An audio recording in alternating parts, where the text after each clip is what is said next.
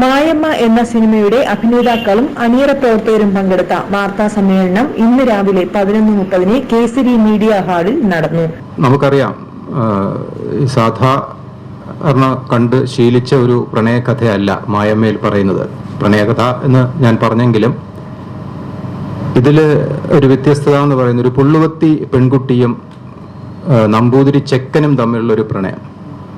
അത്തരത്തിലൊരു പ്രണയം നടക്കുമ്പോൾ സാമൂഹികമായും രാഷ്ട്രീയമായും ഉണ്ടാകുന്ന ചില ഇമ്പാക്ട്സ്, റിഫ്ലക്ഷൻസ്, പ്രണയത്തെ തുടർന്ന് ഉണ്ടാകുന്ന സംഘർഷങ്ങളുടെ ഒരു തീക്ഷ്ണമായ മുഹൂർത്തം ഒരുക്കലാണ് ഈ സിനിമ എന്ന് വേണമെങ്കിൽ പറയാം. എന്തായാലും ഞങ്ങൾ കുറച്ച് വിശ്വാസമുണ്ട് ഈ സിനിമ റിലീസ് ചെയ്ത് കഴിഞ്ഞാൽ ഇത് ഉയർത്തുന്ന ചില വെല്ലുവിളികൾ അല്ലെങ്കിൽ ചില പുതിയ ചിന്തകൾ ഇവിടെ ഉയർത്തിക്കൊണ്ടുവരുമെന്നുള്ളതും അതിന്മേലുള്ള ചില ചർച്ചകൾ സമൂഹത്തിൽ നടക്കും എന്നുള്ളത് ഞങ്ങളുടെ ടീം ഉറച്ചു വിശ്വസിക്കുകയാണ്. എന്തായാലും കൂടുതൽ ഡീറ്റെയിൽസിലേക്ക് ഞാൻ കടക്കുന്നില്ല, കാരണം സിനിമയുടെ കൂടുതൽ വിശദാംശങ്ങൾ സംസാരിക്കാൻ അതാത് മേഖലകളിൽ ഡയറക്റ്റ്ലി കണക്റ്റഡ് ആയിട്ടുള്ള വ്യക്തിത്വങ്ങൾ ഇവിടെ ഇരിപ്പുണ്ട്. അവരിലേക്ക് പോകുന്നതിന് മുമ്പ് ഞാൻ നമ്മുടെ ടീമിനെ ഒന്ന് പരിചയപ്പെടുത്താം. ഓഫ് കോഴ്സ് മായമ്മ ടീമിന്റെ ക്യാപ്റ്റൻ നമ്മുടെ പ്രിയപ്പെട്ട സംവിധായകൻ ശ്രീ രമേഷ് കുമാർ കോറമംഗലം. അദ്ദേഹത്തിന്റെ ഡെബ്യൂ ഡയറക്ടോറിയൽ വെഞ്ചറാണ് ഈ സിനിമ.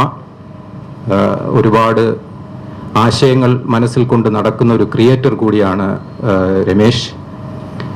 മീഡിയ സുഹൃത്തുക്കളുടെ സപ്പോർട്ട് അദ്ദേഹത്തിന് ഉണ്ടാവണം, കാരണം പുതിയ പുതിയ ആശയങ്ങളുമായിട്ട് സംവിധാന രംഗത്ത് സ്റ്റിക്ക് ഓൺ ചെയ്യാനാണ് രമേഷ് താല്പര്യപ്പെടുന്നത്. മായമ്മ എന്ന ടൈറ്റിൽ കഥാപാത്രത്തെ അവതരിപ്പിച്ചിരിക്കുന്നത് നമുക്ക് ഏവർക്കും പ്രിയങ്കരിയും സുപരിചിതയുമായ അങ്കിത വിനോദാണ്. അങ്കിത വിനോദിനെ ഇരിക്കുന്ന എല്ലാവർക്കും അറിയാം.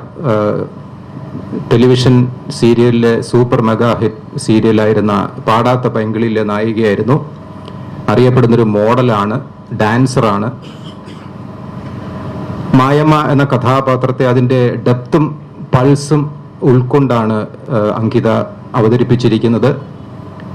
അതുകൊണ്ട് തന്നെ ഈ സിനിമ റിലീസായി കഴിഞ്ഞാൽ കൂടുതൽ കാമ്പുള്ള കഥാപാത്രങ്ങൾ അങ്കിതയെ തേടിയെത്തും എന്ന് ഞങ്ങളുടെ ടീമിന് ഉറച്ച വിശ്വാസമുണ്ട്.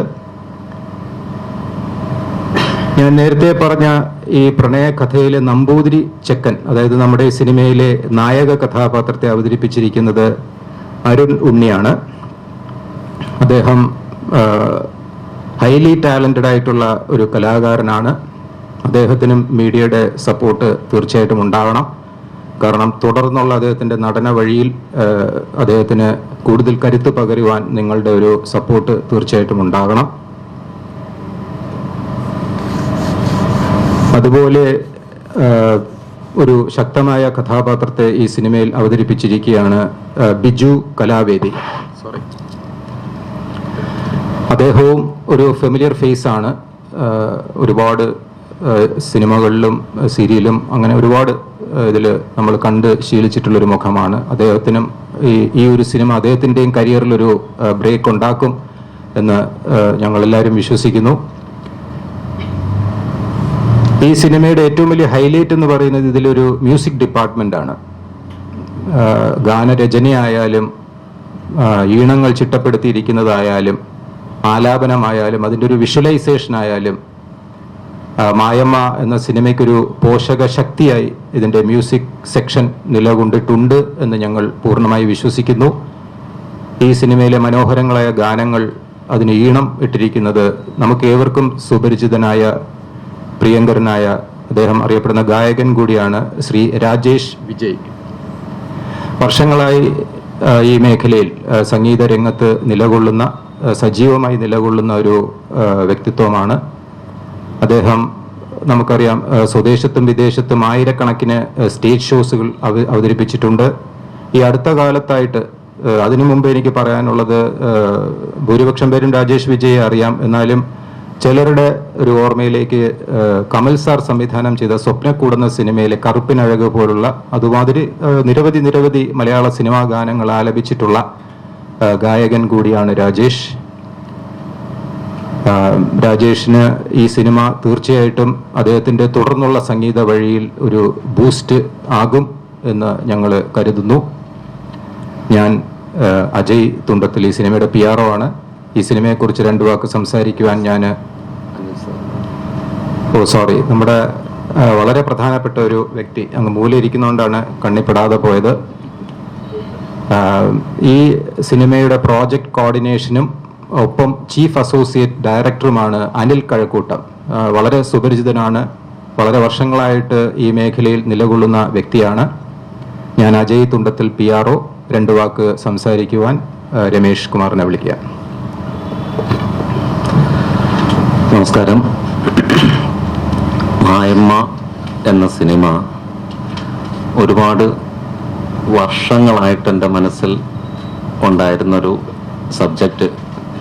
ശരിക്കു പറഞ്ഞു കഴിഞ്ഞാൽ ഇതൊരു യഥാർത്ഥ സംഭവ കഥയുടെ ചലച്ചിത്രാവിഷ്കാരം തന്നെയാണ്. പക്ഷെ ആ തരത്തിൽ ഞങ്ങൾ പരസ്യം ചെയ്യുന്നില്ല. കാരണം അതിന് ചില സാങ്കേതികമായിട്ടുള്ള ബുദ്ധിമുട്ടുകൾ ഉള്ളതുകൊണ്ട് ആ തരത്തിലല്ല പരസ്യം ചെയ്യുന്നത് എന്ന് മാത്രമേ ഉള്ളൂ.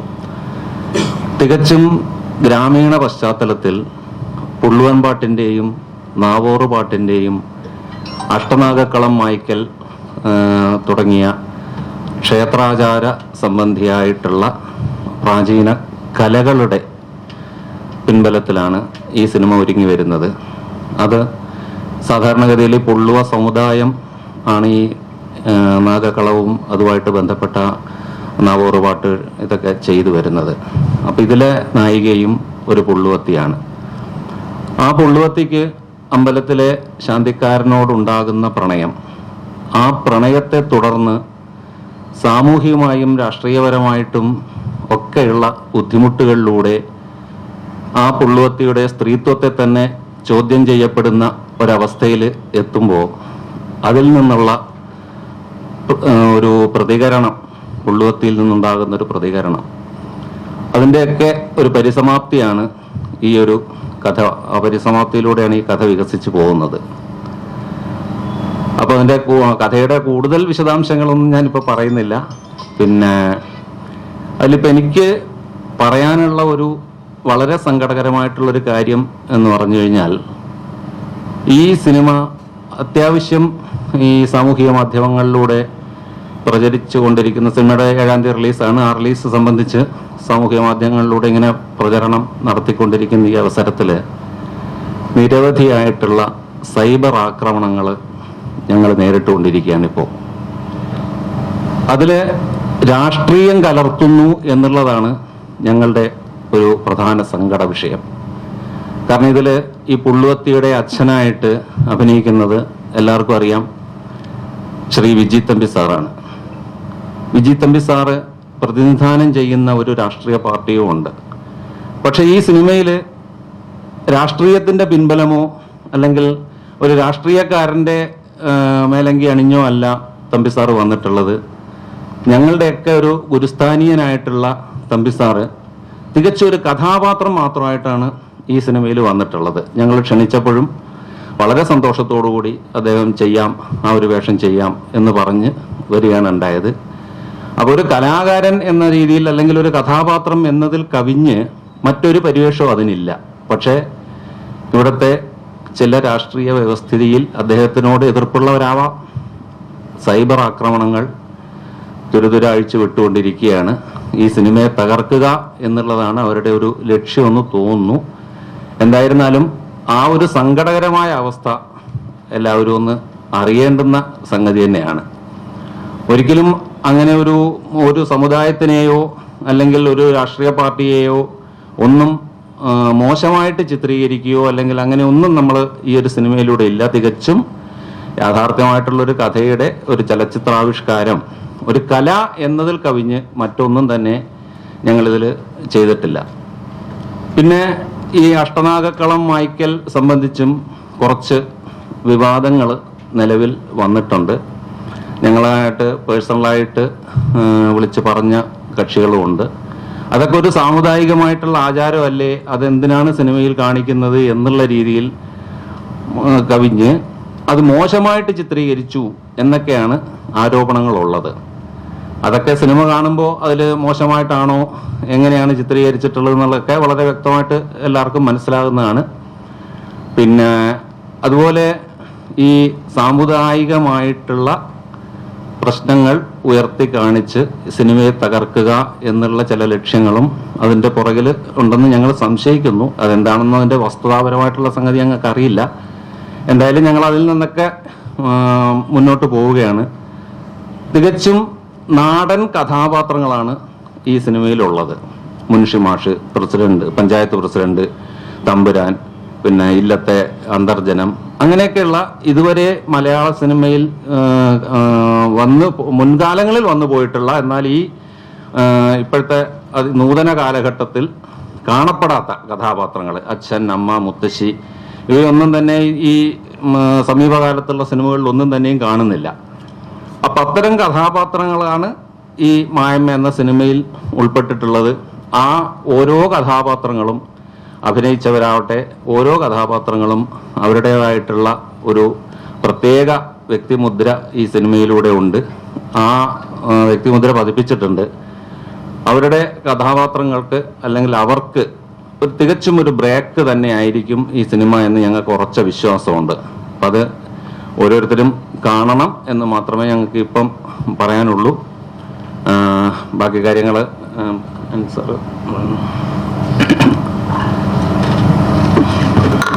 അങ്കിത 2 വാക്ക്. നമസ്കാരം. എനിക്ക് വളരെ സന്തോഷമുണ്ട് ഇവിടെ ഇങ്ങനെ ഇരിക്കാൻ പറ്റുന്നത്. അത് എനിക്കെന്തോ ജീവിതത്തിൽ ഞാൻ ഒരിക്കലും മറക്കില്ല ഈ നിമിഷങ്ങൾ. കാരണം അതാണ് മായമ്മ എന്ന് പറയുന്ന സിനിമ. എന്നെ കാണുമ്പോൾ ഒരു മോഡേൺ ക്യാരക്ടർ ആണെങ്കിലും മായമ്മയാക്കി മാറ്റിയത് രമേശ് സാറും ഈ ഫുൾ ടീമുമാണ്.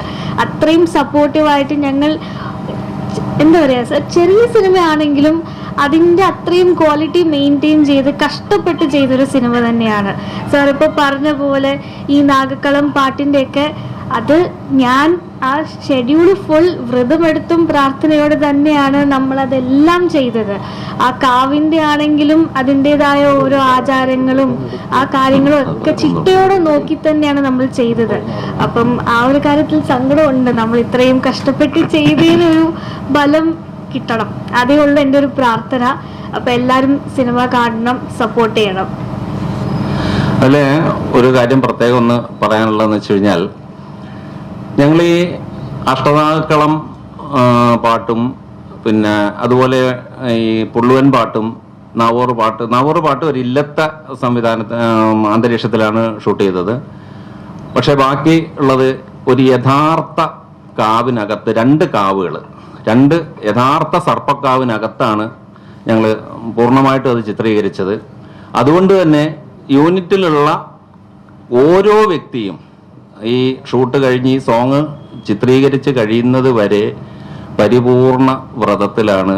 സെറ്റിൽ പോലും ഞങ്ങൾ മത്സ്യമാംസാദികളോ അത്തരം യാതൊരു കാര്യങ്ങളുമില്ല. പിന്നെ സ്ത്രീകളെ സംബന്ധിച്ചിട്ടുള്ള മറ്റ് വിഷയങ്ങളെല്ലാം പരിശോധിച്ച് ഒരാളിനെയും ഒരു അശുദ്ധി എന്നുള്ള രീതിയിൽ ഇല്ലാത്ത രീതിയിൽ അത്രയും ദിവ്യത്വം കൽപ്പിച്ചുകൊണ്ടാണ് ആ ഒരു സീക്വൻസ് എല്ലാം ഞങ്ങൾ ചെയ്തിട്ടുള്ളത്. അതിൽ ഓരോ ആർട്ടിസ്റ്റും ഓരോ ടെക്നീഷ്യൻസും വന്നിട്ടുള്ള ജൂനിയർ ആർട്ടിസ്റ്റുകൾ പോലും വളരെയധികം സഹകരിച്ചു, സന്തോഷത്തോടുകൂടി സഹകരിച്ചു എന്നുള്ളത് ഞങ്ങളെ സംബന്ധിച്ചിടത്തോളം വളരെ ഒരു ചരിതാർത്ഥ്യം ഉളവാക്കുന്ന സംഗതിയാണ്. പിന്നെ പാട്ടിനെ സംബന്ധിച്ച് പറയുകയാണെന്നുണ്ടെങ്കിൽ വളരെ വളരെ വളരെ എന്താ പറയുക, ഒരു പ്രത്യേകത അതിന് ഓരോ പാട്ടിനും ഉണ്ട്. അതിനെല്ലാം ഒരു നന്ദി പറഞ്ഞിട്ട് പ്രത്യേകിച്ച് കാര്യമൊന്നുമില്ല.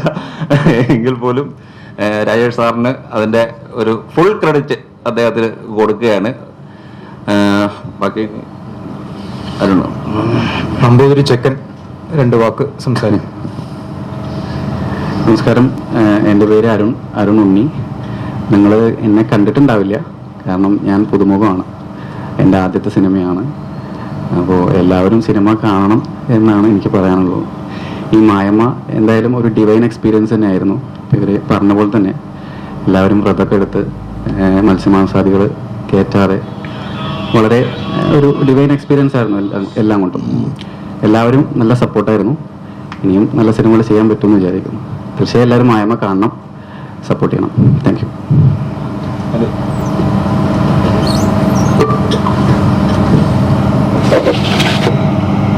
മായമ്മ എന്ന് പറയുന്ന മലയാള സിനിമ കുറേ കാലഘട്ടത്തിന് ശേഷം സത്യത്തിൽ മലയാളത്തിൽ വരുന്ന മലയാള സിനിമയാണ് എന്നാണ് പറയാനുള്ളത്. കാരണം വെച്ചാൽ ഇതിലെ ഗാനങ്ങളായിരുന്നാലും കഥയായിരുന്നാലും വളരെ വ്യത്യസ്തമാണ്. കാരണം വെച്ചാൽ നമ്മൾ കഷ്ടപ്പെട്ടതിനുള്ള പ്രയോജനം കിട്ടും എന്നുള്ള പ്രതീക്ഷയിലാണ് ഞങ്ങൾ കാത്തിരിക്കുന്നത്. മലയാളത്തിന് മാറ്റിവെക്കാൻ പറ്റാത്ത ഒരു മലയാള ചിത്രമായിരിക്കും രമേശ് സാർ സംവിധാനം ചെയ്ത ഈ സിനിമ. ഇതാണ് എനിക്ക് പറയാനുള്ളത്. ബിജു.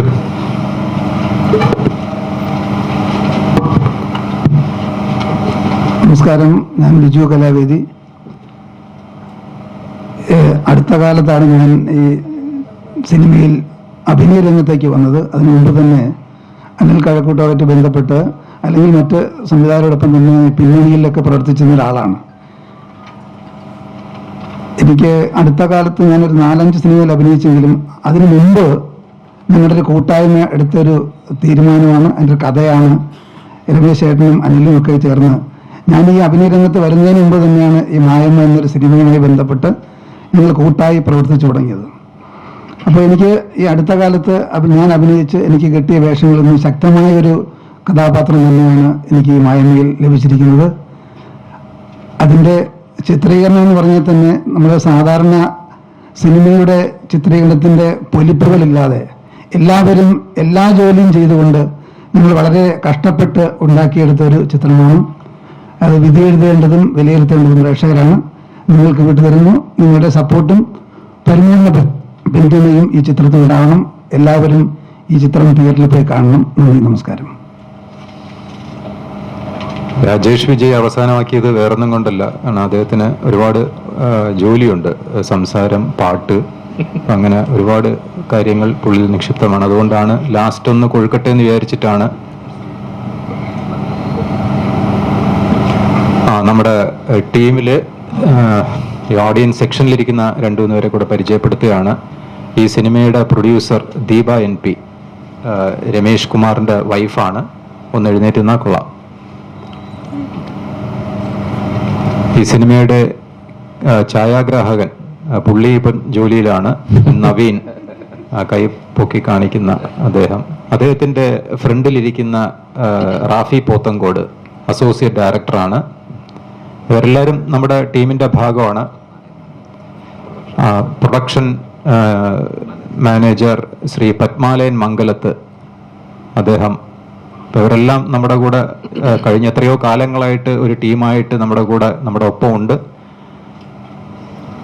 രാജേഷ്, 4 വരി പാട്ട് ഉൾപ്പെടെ ഒരു പാക്കേജാണ് രാജേഷിൽ നിന്ന് നമ്മൾ പ്രതീക്ഷിക്കുന്നത്. നമസ്കാരം. ഈ മൂവിയിൽ മായമ്മ, ഇതിൽ 4 പാട്ടുകളാണുള്ളത്. ഒരു സെമി ക്ലാസിക്കൽ, അത്രയ്ക്ക് സെമി ക്ലാസിക്കൽ അല്ലെങ്കിലും ഏതാണ്ട് അതുപോലത്തെ ഒരു പാട്ട്. അത് ലവ് സോങ് ആണ്, ലവ് സെമി ക്ലാസിക്കൽ എന്ന് പറയാം. പിന്നെ നാവൂർ പാട്ടും പുള്ളൂർ പാട്ടും, പിന്നെ നാഗക്കളപ്പാട്ട്. ഈ നാഗക്കളപ്പാട്ട് ഇങ്ങനെ ഇത്ര വ്രതം എടുത്തൊക്കെ ഷൂട്ട് ചെയ്യുന്നത് ഞാൻ പിന്നീടാണ് അറിഞ്ഞത്. അത് ഭയങ്കര സംഭവമായിരിക്കുന്നു. ഓക്കെ, ആ പാട്ട് രമേശി എനിക്ക് സിറ്റുവേഷൻ പറയുമ്പോൾ അത് ആദ്യം നാവോട് ഒരു ഫ്ലോ പാട്ട് സ്റ്റൈലിൽ സ്ലോയിൽ തുടങ്ങി, പിന്നെ ദ്രുതതാളത്തിൽ കയറണം, പിന്നെ ദ്രുതതാളത്തിൽ കയറണം. കാരണം ലവ് സോങ് ഞാൻ ആദ്യമേ പെട്ടെന്ന് കമ്പോസ് ചെയ്ത് പെട്ടെന്ന് പറഞ്ഞു തീർക്കുകയാണ്. പെട്ടെന്ന് ഇന്നായി. കാരണം പുള്ളി കുറച്ച് മ്യൂസിക് ഡയറക്ടേഴ്സിനെ കൊടുത്തിട്ട് ശരിയാവാത്തതുകൊണ്ടാണ് എനിക്ക് ചാൻസ് വന്നത്. അപ്പോൾ അത് കഴിഞ്ഞിട്ട് ഞാൻ ഈ ബാക്കിയുള്ള പാട്ടുകളൊക്കെ പെട്ടെന്ന് കമ്പോസ് ചെയ്യാൻ പറ്റുമെന്ന് വിചാരിച്ചു. പക്ഷെ അത് തന്നെ ഒരുപാട് വട്ടം ചുറ്റിച്ച് ഡയറക്ടറാണ്. പിന്നെ അജയ് സാർ പറഞ്ഞതുപോലെ ഞാൻ നേരത്തെ 2-3 മൂവി മ്യൂസിക് ഡയറക്ഷൻ ചെയ്തിട്ടുണ്ട്, നമ്മുടെ ഓൺ മൂവിക്ക് ചെയ്തിട്ടുണ്ട്. പിന്നെ കുറേ പാട്ടുകൾ കറുപ്പിനഴക് അങ്ങനെ കുറേ പാടിയിട്ടുണ്ടെങ്കിലും ഇതാണ് എനിക്ക് ബ്രേക്ക് ത്രൂ എന്ന് ഞാൻ വിശ്വസിക്കുന്നു. കാരണം ഇപ്പോഴത്തെ സിനിമകളൊക്കെ നമ്മൾ കണ്ടിട്ടുള്ളതുപോലെ സോങ്സ് എല്ലാം ഒന്ന് പല്ലവി കഴിഞ്ഞ് പിന്നെ സോങ്സ് ഇല്ല മൂവിയിൽ, ഡയലോഗ്സും സീൻസും ഒക്കെ കൊണ്ട്. ഇതങ്ങനെയല്ല, ഇത് ഫുൾ സോങ്, 4 സോങ്ങും നല്ല അടിപൊളിയായിട്ട് വിഷ്വൽ ചെയ്ത് ഫുൾ സോങ് സിനിമയിലുണ്ട്. അത് അരുണും അങ്കിത് പൊളിച്ചിട്ടുണ്ട് എന്തായാലും. പിന്നെ എൻ്റെ ലിറിക്സ് രമേശ് തന്നെയാണ് എഴുതിയിരിക്കുന്നത്. ആദ്യമൊക്കെ ലിറിക്സ് എഴുതുമ്പോൾ ഭയങ്കര കട്ടിയുള്ള വാക്കായിട്ട് എനിക്ക് തോന്നി. ഞാൻ പുള്ളിയെടുത്ത് പറഞ്ഞു, നമുക്കിത് ഒന്നുകൂടെ എഴുതിയല്ലോ. ഒന്നുകൂടെ എഴുതണമെങ്കിൽ എന്നെ മാറ്റിക്കോ, എനിക്ക് വേറെ എഴുതാൻ പറ്റില്ല എന്ന് പറഞ്ഞു. ഓക്കെ, പക്ഷെ അത് വിഷ്വലൈസ് ചെയ്ത് മിക്സ് ചെയ്ത് ഫൈനൽ വന്നപ്പോൾ അയ്യോ ഇതിനപ്പുറം ലിറിക്സ് ഇല്ല. നിങ്ങൾ കേൾക്കും, ഞാൻ ചുമ്മാ പറയുന്നില്ല, കേൾക്കുമ്പോൾ അറിയാൻ പറ്റും. കാണണം എൻ്റെ 4 സോങ്സും. പിന്നെ അതിൽ പാടിയിരിക്കുന്നത് അഖിലാനന്ദ്, ഡ്യുവറ്റ് സോങ് അഖിലാനന്ദും ഞാനും, പിന്നെ ലക്ഷ്മി ജയൻ, പിന്നെ പ്രമീള. പിന്നെ എൻ്റെ വൈഫ് ഇതിനകത്തൊരു പാട്ട് പാടിയെങ്കിൽ വീട്ടിൽ കയറാൻ പറ്റത്തില്ല. അതിനകത്ത് അത് പക്ഷേ ഞാൻ കമ്പോസ് ചെയ്ത സോങ്ങല്ല, അതിനകത്തൊരു ഗീതം രമേശ്ജി പറഞ്ഞിട്ട് അതിനകത്ത് ചെയ്തിട്ടുണ്ട്. പാട്ട് പഠിപ്പിക്കുന്ന ഒരു സിനിമ, അത് എൻ്റെ വൈഫാണ് പാടിയിരിക്കുന്നത്. വൈഫിന്റെ പേരൊന്ന് പറയണം. പ്രിയ രാജേഷ്. പിന്നെ അനു ക്യാമറാമാൻ്റെ വൈഫ് കാരണമാണ് ഞാൻ ഇതിനകത്ത് വന്നത്. അതിവിടെ ഇരിക്കുന്നതുകൊണ്ട് ഞാൻ അനുചരിക്കുന്നു, അത് നന്ദി പറയണം. ഏതായാലും എനിക്ക് തീർച്ചയായിട്ടും ഇത് തന്നെയാണ് എൻ്റെ ബ്രേക്ക് ത്രൂ എന്ന് ഞാൻ വിശ്വസിക്കുന്നു. അതിനകത്തുള്ള ആ ലവ് സോങ്ങിൻ്റെ പല്ലവി ഒന്ന് പാടാം. കാതിരയിടയും തരളിതമതിലൊലിയും പറയുവാനീനി ഇളുതാമതോ അപദമതികരഗദലയ സുരഭിലയാമം കാതരമിഴീണകൾ ഇടയും. ഇതിലിങ്ങനെ കുറച്ച് കട്ടിയുള്ള വരികളാണ്. അപ്പൊ ഞാനിത് നവീൻ്റെ അടുത്ത് ഇങ്ങനെ ചോദിച്ചപ്പോൾ കുറച്ച്, അപ്പൊ നവീൻ പറഞ്ഞു ഇങ്ങനെയുള്ള വരികളും അറിയട്ടെ പബ്ലിക്കില്. പിന്നെ ഇതിനകത്ത് ഈ മൂവിയിൽ കുറച്ച് ഞാൻ ബാക്ക്ഗ്രൗണ്ട് സ്കോറിന് ഇരുന്നപ്പോഴുള്ള മനസ്സിലാക്കിയത്, നമ്മൾ ഈ അമ്പലങ്ങളിൽ നമ്മൾ തൊഴാൻ പോവും, തൊഴുതിട്ട് പ്രാർത്ഥിച്ചിട്ട് പോകും. പക്ഷെ കുറേ ഞങ്ങൾക്ക് അറിവില്ലായ്മയുള്ള കുറേ കാര്യങ്ങൾ ഇതിനകത്തുണ്ട്, കുറേ വാക്കുകൾ, അതൊക്കെ ഇതിനകത്ത് രമേശ്ജി അതുമായിട്ട് ബന്ധപ്പെട്ട ആളായതുകൊണ്ട് അതിനെ ഡീറ്റെയിൽ ആയിട്ട് ചെയ്തിട്ടുണ്ട്. എന്തായാലും കാണുക, വിജയിപ്പിക്കുക. മായ്മ. സാധാരണ രാജേഷിനോട് സംസാരിക്കാൻ പറയുമ്പം ഒരു വിമുഖത കാണിച്ചുകൊണ്ടാണ് ഇടുന്നത്. നന്നായിട്ട് സംസാരിച്ചു. ഇടയ്ക്ക് ചില വാക്കുകൾ പുള്ളിക്കൊന്ന് തപ്പേണ്ടി വന്നു. അത് പുള്ളി ചെന്നൈ സെറ്റിൽഡ് ആണ്, ഇവിടുത്തെ ആളാണ്, ഇപ്പൊ കുറെ വർഷങ്ങളായിട്ട് ചെന്നൈയിലാണ്. അതാണ് ഇടയ്ക്ക് ഈ അറിവില്ലായ്മ അങ്ങനെയൊക്കെ പറഞ്ഞ് അവിടെ ഒന്ന് തപ്പിയത്. എന്തായാലും എന്തെങ്കിലും ചോദ്യങ്ങൾ മീഡിയയുടെ ഭാഗത്തുനിന്ന് ചോദിക്കാനുണ്ടെങ്കിൽ ചോദിക്കാം. എന്തെങ്കിലും ഡൗട്ട്സ്?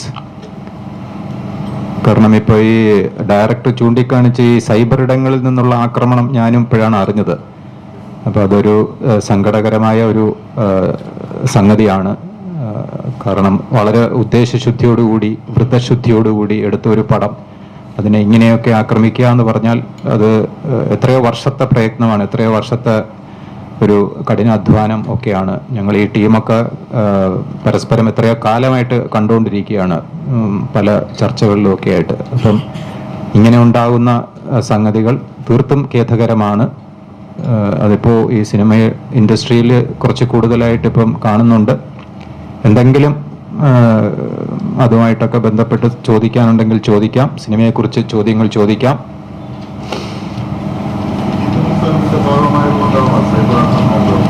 തീർച്ചയായിട്ടും അങ്ങനെയാണെന്നാണ് ഞങ്ങൾ വിശ്വസിക്കുന്നത്. കാരണം വെച്ച് കഴിഞ്ഞാൽ അദ്ദേഹത്തിനെ എയിം ചെയ്തുകൊണ്ട് തന്നെയാണ് അത്തരം മോശമായിട്ടുള്ള കമൻറ്റുകളും ഇതും ഞങ്ങൾക്ക് കിട്ടിയിട്ടുള്ളത്. വളരെ മോശം എന്ന് വെച്ച് കഴിഞ്ഞാൽ വളരെ മോശമായിട്ടുള്ള ഒരു ആക്രമണമാണ്. പ്രധാനപ്പെട്ട ആരോപണം അദ്ദേഹം വിശ്വസിക്കുന്ന രാഷ്ട്രീയ പാർട്ടിയുടെ പ്രചരണമാണോ ഇത് എന്നുള്ളതാണ്. അതായത് ഒരു ഹിന്ദു പടമാണോ അത്. പിന്നെ പറയുന്നതെന്ന് വെച്ച് കഴിഞ്ഞാൽ സംസ്കാരം ഇല്ലാത്ത ഭാഷയിലാണ്. അതിൻ്റെ ഒരു രത്നച്ചുരുക്കമാണ് ഞാൻ പറഞ്ഞത്. പിന്നെ അദ്ദേഹത്തിൻ്റെ കോസ്റ്റ്യൂമിനെ വരെ വിമർശിച്ചുകൊണ്ടുള്ള ആക്രമണമാണ് ഉണ്ടായിട്ടുള്ളത്. അദ്ദേഹം ഒരു പുള്ളുവനാണ്, കഥാപാത്രം പുള്ളുവനാണ്. അപ്പോൾ ആ പുള്ളുവൻ സാധാരണ ധരിക്കുന്ന ഒരു കോസ്റ്റ്യൂമാണ് അദ്ദേഹത്തിന് കൊടുത്തിട്ടുള്ളത്. പക്ഷെ അതിൽ പോലും രാഷ്ട്രീയം കണ്ടെത്തുന്ന വളരെ നീചമായിട്ടുള്ള ഒരു സംസ്കാരത്തിലേക്കാണ് പോകുന്നതെന്നാണ് നമ്മളിപ്പോൾ സംശയിക്കുന്നത്. പരാതി കൊടുത്തിട്ടുണ്ട്. അതെ, ഡ്രസ്സിന്റെ കളർ പരാതി കൊടുത്തിട്ടുണ്ട്. സൈബർ സെല്ല് വഴി അന്വേഷണത്തിനുള്ള ഏർപ്പാടുകൾ ചെയ്തിട്ടുണ്ട്. പിന്നെ അത് എന്താ പറയുക, അത് അത്തരം ഒരു വല്ലാത്തൊരു ഇത് സിനിമ തടയും എന്നൊക്കെയുള്ള രീതിയിലുള്ളതാണ് നീക്കങ്ങൾ. അത് സങ്കടകരമായിട്ടുള്ളൊരവസ്ഥ തന്നെയാണ്.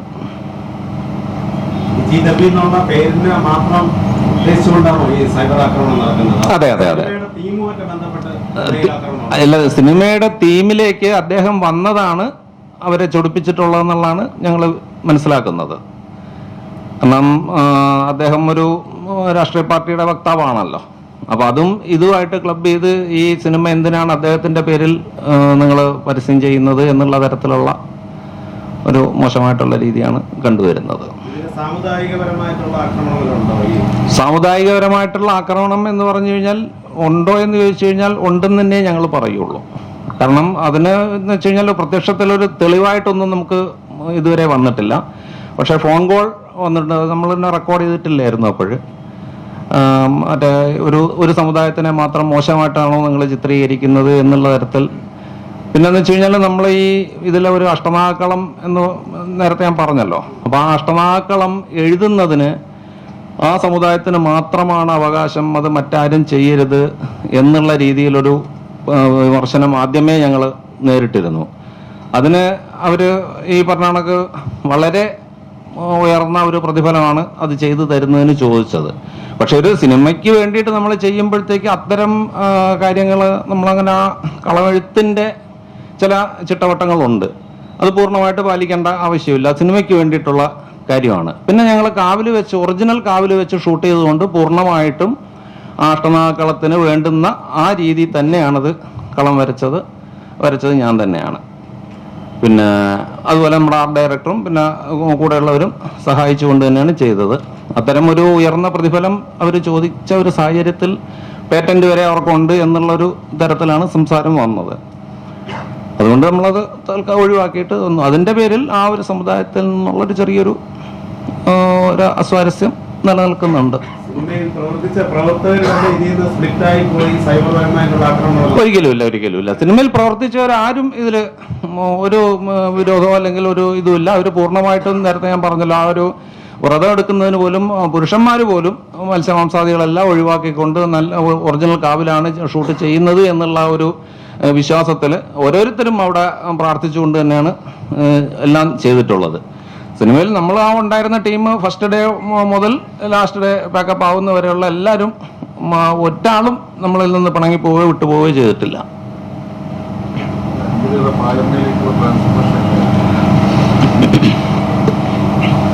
ട്രാൻസ്ഫോർമേഷൻ എന്ന് പറയുന്നത് സാർ എനിക്കൊരു ഐഡിയ തന്നിട്ടുണ്ടായിരുന്നു. പക്ഷെ നമ്മൾ ഐഡിയ മാത്രം പോരല്ലോ, സ്ക്രിപ്റ്റ് വായിച്ചു കഴിഞ്ഞപ്പം എനിക്ക് കറക്റ്റ് എന്താണ് വേണ്ടതെന്നുള്ളൊരു ധാരണ കിട്ടി. സാർ അതുപോലാണ് അത് എഴുതിയിരുന്നത്. അപ്പം അതിൽ തന്നെ എനിക്ക് മനസ്സിലാവും ആ ട്രാൻസിഷനും ഫ്ലാഷ് ബാക്ക് പോകുന്നതും. കാരണം അങ്ങനെയാണ് സിനിമ പോകുന്നത്. ഓരോ ചേഞ്ചസിലും ആ ഒരു ഡെപ്ത് എനിക്ക് ആ സ്ക്രിപ്റ്റിൽ തന്നെ മനസ്സിലാവും.